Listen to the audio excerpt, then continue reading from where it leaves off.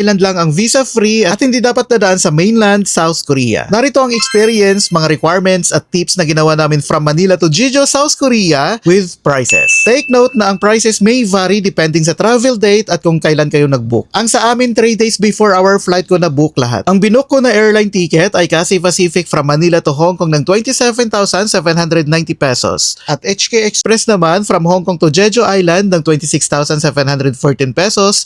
Round trip na for 2 packs. Pwede naman ito i-book ng isahan lang sa Cathay Pacific from Manila to Jeju Island, pero code share kasi ang Hong Kong to Jeju Island with HK Express. Ibig sabihin kahit isang airline lang ang nakabook sa ticket ay sasakay pa rin kayo sa different airline kasi code share. Tip na kapag code share ang flight ay i-compare nyo muna ang airline fare kasi minsan mas mura kapag hiwalay ang booking. Dito sa Pilipinas ang requirements lang na hinanap ay passport, round trip ticket, e-travel at travel tax na 1,620 each. Tinanong lang din ako ng immigration officer kung ano ang work ko at sinabi kong travel content creator kaya chinek ang social media page ko. Tip na huwag kayong kabahan sa immigration basta complete requirements and documents ay wala namang issue. Pagdating namin sa Hong Kong after immigration ay kinuha namin ang luggage at nag-check-in ulit kami sa HK Express. Tip na kung may connecting flight kayo sa Hong Kong ay mag-apply kayo ng departure tax refund para makakuha kayo ng 200 Hong Kong dollars na refund. Panoorin nyo sa previous upload ko kung paano ako nag-apply ng refund. Ang hinanap sa amin sa airline ay passport, round trip ticket, hotel bookings at proof of funds. Ang pinakita ko na proof of funds ay 5,000 pesos na cash on hand tapos debit and credit cards. Pagdating sa Hong Kong Immigration Departure Area ay wala namang tanong dahil A-gates na kami dumaan. 2:45 AM ang flight namin from Hong Kong to Jeju and 2 hours and 55 minutes ang flight time. While waiting sa flight, nag-coffee muna kami. Ang nabayaran namin sa isang coffee ay 431 pesos. Dumating kami sa Jeju Island ng 6:40 AM. Advance ng 1 hour pala guys ang South Korea sa Manila at saka sa Hong Kong. Walang tanong sa immigration sa Jeju, South Korea. Ang kinuha lang ay passport at arrival card. Nilagyan ng sticker at arrival stamp. After immigration, kinuha namin ang luggage at bumili kami ng Wow Pass ng 160 pesos. Tip at based sa experience ko ay wag na kayo kumuha ng Wow Pass kasi GCash, Maya, GoTime ay okay na. Kasi ang kinuha naming Wow Pass ay hindi na din namin nagamit dahil nag-debit at credit cards na lang kami. From the airport ay sumakay kami ng airport bus 600 papuntang Suguepo City